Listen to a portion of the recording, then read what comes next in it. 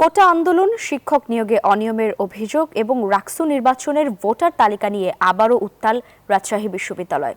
পোষ্য কোটা পুনর্বহাল না করলে এবং শিক্ষক নিয়োগে অনিয়ম বন্ধ না করলে বিশ্ববিদ্যালয় অচল করে দেওয়ার আলটিমেটাম দিয়েছেন আন্দোলনকারীরা। তবে বিশ্ববিদ্যালয় প্রশাসনের দাবি, কোনো অনিয়ম হচ্ছে না, আলোচনা করে সব সমস্যার সমাধান করা হবে। মতিউর মুর্তজার তথ্যচিত্রে ডেস্ক রিপোর্ট।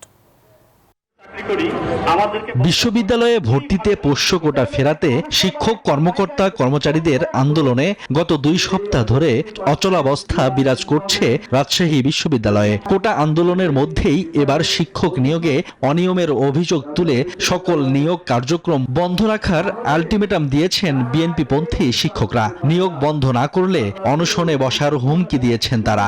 আমাদের সন্তানরা আমাদের বিশ্ববিদ্যালয়ে পাসমার্ক পেলেই প্রাতিষ্ঠানিক সুবিধা হিসেবে যেন তারা ভর্তি হতে পারে। প্রশাসনের সমস্ত অর্গানকে আমরা অচল করে দেব আমাদের দাবি পূরণ না হলে। আমাদের সাথে কথা না বলে কোনো ধরনের বোর্ড করতে কোনো নিয়োগ দিতে যান, সকল নিয়োগ এই সময় বন্ধ ঘোষণা করা হবে। তারা এই লিখিত পরীক্ষার মাধ্যমে যারা যোগ্য ক্যান্ডিডেট তাদেরকে বাতিল করে তাদের নিজস্ব যে ক্যান্ডিডেট আছে তাদেরকে নিয়োগ দেওয়ার অপচেষ্টা তারা অব্যাহত রেখেছে। এদিকে রাকসু নির্বাচন নিয়ে ত্রুটিপূর্ণ ভোটার তালিকা সংশোধন সহ 5 দফা দাবি জানিয়েছে ছাত্রদল। ভোটার তালিকা সংশোধনে সম্মতি জানিয়েছে অন্য প্রার্থীরাও। আমরা বলেছিলাম যে ছবি সহকারে ভোটার তালিকা প্রকাশ করুন।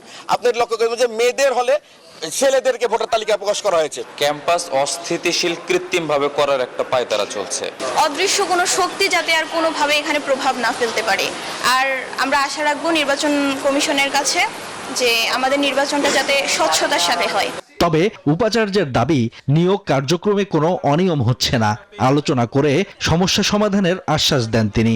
কোনো দুর্নীতি হয়নি, তাদের অভিযোগের বিষয়টা আমরা অফিসিয়ালি ক্লারিফিকেশন দেব। একটা সুন্দর নির্বাচন করার জন্য নির্বাচন কমিশন যেটা সঙ্গত মনে করবে, আমার তাদের উপরে আস্থা আছে, তারা সেরকম একটা ব্যবস্থা নেবে। পোষ্য কোটা দাবির আন্দোলন প্রত্যাহার, নিয়োগ কার্যক্রমে স্বচ্ছতা সহ অবাধ সুষ্ঠু রাকসু নির্বাচনের মাধ্যমে ক্যাম্পাসে স্বাভাবিক কার্যক্রম ফিরবে বলে প্রত্যাশা শিক্ষক, শিক্ষার্থী সহ সংশ্লিষ্টদের। Desk report, news 24।